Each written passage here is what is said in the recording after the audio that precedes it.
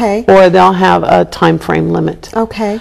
And one of the reasons I work for Adventist Health is because we have a charitable care program. That's right. So we don't turn people away who are in need. If none of the other categories work and you can't fit in anything else, you're not going to be turned away. Right. You're in. Okay. We offer them the service through our program of charity. I think that's really important to address. And in fact, there's a lot of things that are so important to address. And I've got a fun video I think we'll watch and then I want to get your opinion on some of the things they say. All right. Let's watch it together. It's a basic human right to be relieved of suffering. If you relieve suffering and have someone who's alive and talking to you, then you have an opportunity to complete a human journey. If you relieve suffering and the end result is a body, a dead body, that's not relief of suffering, that's killing. Good terminal care is the option. Hospice stands to educate people on what good terminal care means. Good hospice care provides spiritual, physical, and most importantly, emotional support for the terminal patient and their families. The modern hospice movement, which started in England in the 1960s, was quick to recognize that not just the patient, but the immediate family also needed intensive counseling and emotional support. Get your jacket on again. Hospice is a tailor-made, whole-person care for people with incurable disease. It's looking at the person as body, mind and spirit. So we're looking to relieve the physical distress, the pain, the sickness, the constipation, all the horrible things that happen when people's bodies begin to break down. But also the psychological side, the fear, the anger, the loss, the despair that happens when people are facing the end of their lives. And lastly, there's the family aspect, because nobody exists in isolation. And so we are looking to look after the whole of that person and the people they love. It's been a great relief to me, a great comfort to me, to know that she is in such wonderful hands. And every day, the doctors or nurses will ask who I am, if I want any help at all. And as I say, it's really wonderful to think that you've got that support from people who before you didn't know, you just heard about, but they are really angels. Really, all of them are really angels in every way. It's all holistic care, family, friends, pets. You know, it's the whole holistic idea of the patient. It is patient-centred. The day should be patient-centred care, from when they want to get washed to when they want to go to bed. I think that we have a covenant relationship with the people that we look after. We cannot cure people, but what we can say is, look, I promise that we will look after you. We will walk with you through this illness. We will be there. If you're in pain, we'll sort the pain out. If you're angry, we'll listen to you. And we will not reject you. We'll not reject you if you're angry, if you smell, if you behave badly. We will be there, we promise. We'll be there until you die. And that's what hospice is about. And comment on the beautiful words. You know, they had an English accent and their old-fashioned dress. Oh, but their words, you know, were so true, weren't they? They are. And I love the part where she says, it doesn't matter, you know, how you behave. It doesn't matter, you know, how things turn out, what your body does, what you're going to do. We're going to walk this walk with you, and we're here, and we're not leaving you. We will not abandon you. You don't have to worry. And do you think people really need to hear that at that time in their life? They do need to hear that, and we tell them that in so many different ways. Not only the patient, but the families. Yeah.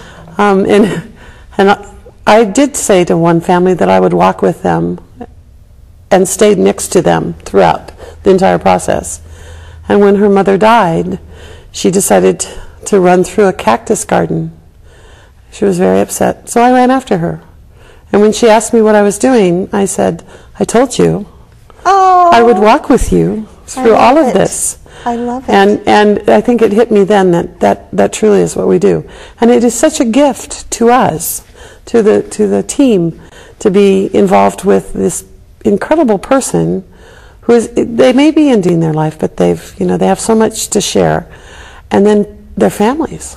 And that includes their neighbors and their church groups and the mailman used to come and visit one of my patients. And really? Yeah, because she'd been in the neighborhood for 50 years. I know what you mean. That's so and true. So looking at them is so much more than a disease process. Right. And our visiting them as often as we do causes us to know them well. So I can come into someone's home and they don't have to tell me that the pain is bad that day. I know. You can see it in their face. I can see it because I know them. And they can see that I can see it, and so they share it with me because they know me. So there's a relationship that develops, and it can develop in hours. It amazes me that we become that quickly involved. But I think it's because we don't have sometimes a lot of time. Right. And so, instincts kick in too. People will say, well, they have to take their medicine or no. We make sure that this program of care is guided by them. Okay. They direct us. We are their counselors. We are, I can give them advice. I can say maybe this would work. I can advise them. But at the very end of the discussion, it's what they've chosen that we're going to honor. And it may not be out of my nursing textbook, but it is going to be what happens. Oh, I love that. And so, I love the lovingness that comes out of this. And this is why I wanted to have you on the show. This is why I wanted to give the subject of hospice the spotlight it deserves. And that is what you just said right there, is the loving answer to something none of us can do anything about. 100% of us are going to die. 100% of us are going to have this happen to us. But how wonderful is it to be surrounded by this kind of love? And I don't think people understand. You're going to die, okay. Wouldn't you rather die surrounded by love and care, than any other way? This is what a gift you're giving, and the people of Oregon need to understand you're here. That it's available. And it is the best choice. It is the best for you, and what a gift to your family. I can't even imagine. Well, you've got to talk about that, because I know you get feedback. That we take it to them. I don't think I've mentioned that we go to the patient's home, right? And that is wherever they may live, or their foster home, if they're in a foster home, nursing home, assisted living, you're all in care. Wherever they call home, we will go. You go to them. We go to them. They don't have to come and live in a certain building. I think sometimes there's confusion about that. There is confusion, and sometimes there's fear because they don't want to leave home. They want. I'm not going to go to hospice because I don't want to go anywhere. Well, that's a good point. So, okay, hospice comes to you. Got that. Hospice will come to you as well as the whole team that's going to take care of you. And I don't want to forget to give some website information so people can get more information. We're going to talk. We have it at the bottom of the screen, but here's one place, AdventistHealthNorthwest.org. That's AdventistHealthNW.org. You can get more information. And also, I want you to bring up what you're doing in your special event. The program of hospice is, of course, caring for the patient while they're dying, and then they die. And people think, well, then what happens to the family? Yeah. You miss people.